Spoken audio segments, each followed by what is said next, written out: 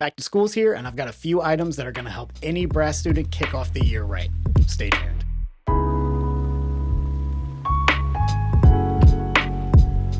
What's going on, everybody? Aaron here, helping musicians get better, faster. Before we get too far into it, I do have links for most of the things I'm going to be talking about in the description. They are affiliate links, which just helps out the channel a little bit and doesn't cost you anything extra. But let's dive into it. The number one thing that should be on everybody's list, we always need it, we never have it, and that's the various lubricants you need to play your instrument. So whether or not you play with, valves or slide, you're going to need something to help keep that instrument going. Now, what I have down below are my personal favorites. When it comes to trombone, I do use Trombone primarily, which also requires a spray water bottle. Especially here in Florida, it's just really hot, so it dries out pretty quickly. I don't need to reapply this very often, but I do need to use the water spray just about every time I pick up the instrument. However, also for trombone, I do have Slido-Mix listed down there. I don't use it regularly. I do own some, and it works extremely well, but Slido-Mix is a great option that I see a lot of people using as well. For valve oil, I really like the Ultra Pure. It has worked really, really consistent for both my Euphonium and my Tuba. I think the price point is in the right spot, and one of the primary reasons I like it is you can actually buy the refillable size alongside, your normal size. So what I actually did was I bought 2 of this size and then 1 of these, and I keep one in my case and one where I practice. And what you can do is you can take off the top of the smaller bottle to refill it with oil from the larger bottle. But that said, the larger bottle does have an applicator, so you can use it as an extremely large bottle of valve oil if you need to. That way I can just grab one of these at the beginning of every single year, and that will tend to last me the entire academic year. Also, a little bit of a pro tip from somebody who's just been in a lot of classrooms: don't let anybody know that you have valve oil. Be discreet about your use of it, especially around your classmates, because very much like when you have gum and everybody all of a sudden wants a piece of gum when they see that you have gum, all of a sudden everybody's valves stop working as soon as they see that you have valve oil. Does that make me a less good friend?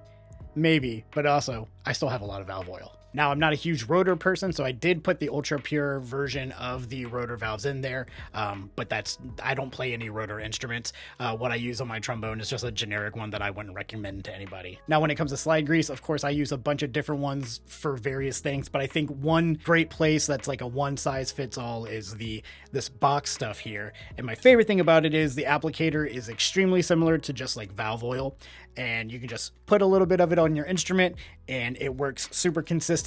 It's a nice medium thickness, so it should keep everything in there, and it should let everything move the way it needs to. This is a really good just general use slide grease. So that takes me to my next big thing, which would be cleaning supplies. It's no secret you should be kind of maintaining the cleanliness of the instrument for the instrument's sake, but also let's not forget about maintaining the cleanliness of a mouthpiece for your health's sake. Essentially, this is your reminder that you should be cleaning your mouthpiece almost daily. For instance, if we're getting into flu season and you've caught a cold and you can't quite seem to shake it, you're just staying stuffy, kind of staying meh feeling, it's probably because you keep putting your face on the same piece of infected metal day after day after day. So you're going to go learn how to play a song, and what you're actually doing is reinfecting yourself. That's where things like a mouthpiece brush and of course just, normal soap come in really handy. But when it comes to the full instrument itself, you're definitely going to want a snake, and you're definitely going to want a valve brush, and you're definitely going to want a polish cloth, even if you're lacquer or silver.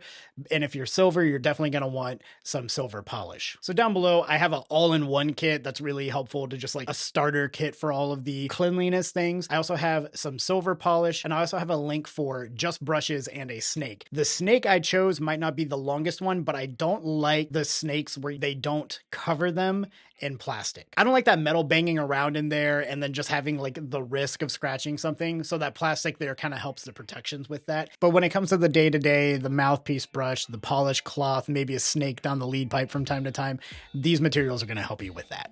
Now, next on my list is a surefire physical metronome. Now listen, I'm not trying to be that person who's like, phones are terrible and you can't get anything done while you have a phone out or anything like that. I'm not trying to be that person. I myself have been using a phone metronome for years, and I recently switched back to a physical metronome, and for various frustrating reasons. But in terms of the function, the phone metronome works well. So why am I suggesting picking up a physical metronome now? The primary reason is for just distraction. There's so many times that I could start a practice session, it's going fine, and then I get a notification, and then maybe I have to send something, and then all of a sudden that becomes me on TikTok or something else for 20 minutes, and then all of a sudden I realize, oh, I haven't been getting anything done. Now, of course, there are settings on your phone that you can change all those sorts of things, but I know I am personally not disciplined enough to pull that off, so I wanted to grab something physical. It's also really handy because now I have a physical metronome and I'm still using my phone for a tuner for now. Now, the metronome I've been working with is the Korg KDM3 digital metronome, which aesthetically just looks awesome. It looks like one of those old school analog metronomes, but it also has a lot of different voices. It has headphone out. The tap is really good, a very large start and stop button that lights up on the beat. It's got a lot of just the stuff that a physical metronome needs, but I also like that it's a little bit larger so I can work with it pretty easy, and it's loud enough that I can work with 2 or 3 students at a time and this metronome still goes. The primary thing I don't like about it is moving from, like, let's say quarter notes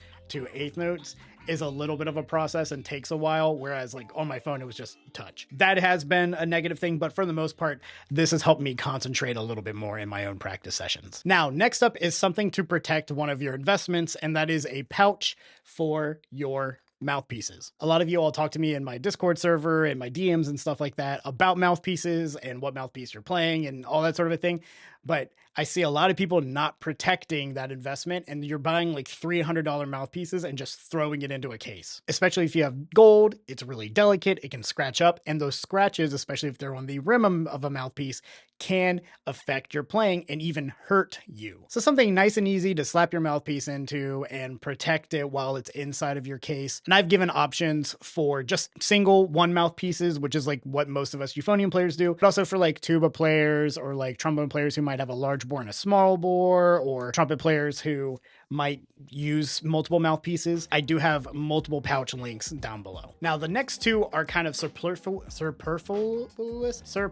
They're extra. The next two are just a little bit more on the expensive side. They're kind of situational based, but they can be super helpful in a lot of situations. But the first one of the two is a practice mute. Now, this is mostly with you college students in mind who might be dorming or living in an apartment, and the School of Music might close at a certain time and you can't get back in there. Maybe you get off at work at 10 and you want to get an hour of practice in after work, but School of Music's closed. This is a way for you to be able to practice in your apartment. I know I did when I was an undergrad. Or even for those of you who like to practice at weird hours of the night or in the morning, or want to get a warm up in before your first class or whatever it is.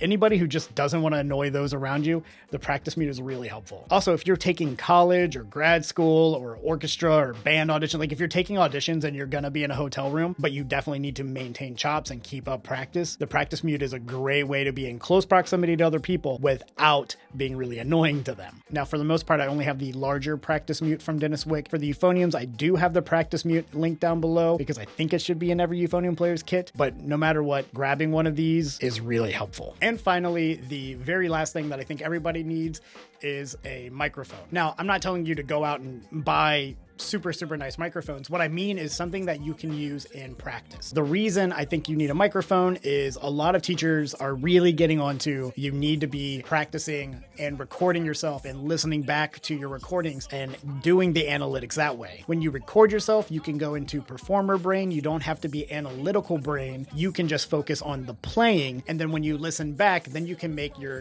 hit list of things you want to adjust. And also, let's be real. The recording is going to be more truthful than our own analytical brain, and it's going to tell us the whole truth and nothing but the truth. That is, except for when it comes to tone. And there is no faster way to hate your own playing than just recording yourself off of your phone microphone and then listening back with your phone speakers. So these microphones are meant to maintain the fidelity of your sound inside of practice, but also give you an option if you do want to record either content and or, your own performances for your own keepsake. Now, the first one I've linked is the Zoom H1N, which is kind of the entryway microphone. I myself don't own one. I've never used one, but a lot of people say it's a really great budget option to just record some practice and listen back. The one I normally use is the Zoom H4n. Many of the videos that you might have watched on this channel, many of the recordings have been done with Zoom H4ns. But the really cool thing is it also works as an interface for external microphones. So if you want to do that, you can do that. A lot of my teaching was done with the Zoom H4n when I was doing COVID lessons. A lot of my videos have been made with it. It is a super great microphone and it's really intuitive and easy to use. However, it is on the pricey side, so it's definitely an investment. So that's why I wanted to include the H1n as well. Now, if you don't want to add an actual physical microphone and you just want to enhance what your phone or maybe your tablet can do, I definitely suggest the Zoom IQ6 for iPhone and the AM7 for any USB-C type device. Those are literally plug into the device and they start working right away. You can control the gain on the front of the device, which makes it really easy. That's essentially your volume knob. So that's a small and super portable thing. You could keep it in your gig bag, and then when you just need to get something really quick, you can do that. It's also really good for social media content. I've used it for live streams on the phone before, and of course, just a quick video. All right, so just to give you a quick idea of what this mic changes about your phone, here's me playing. I'm arm's length away essentially from my phone.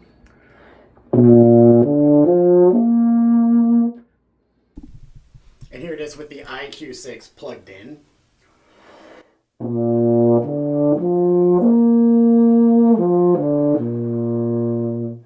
Yeah, everyone, that's all I've got for you for this video. I think all of these things can help elevate your game throughout the year and also just help maintain your instrument a little bit for you. If you made it this far into the video and you liked it, please hit that like button. And if you haven't done so already, consider hitting that subscribe button for more videos like this directly to you. Again, I'm Aaron, helping musicians get better, faster, and I'll see you in the next one. Be happy, never satisfied.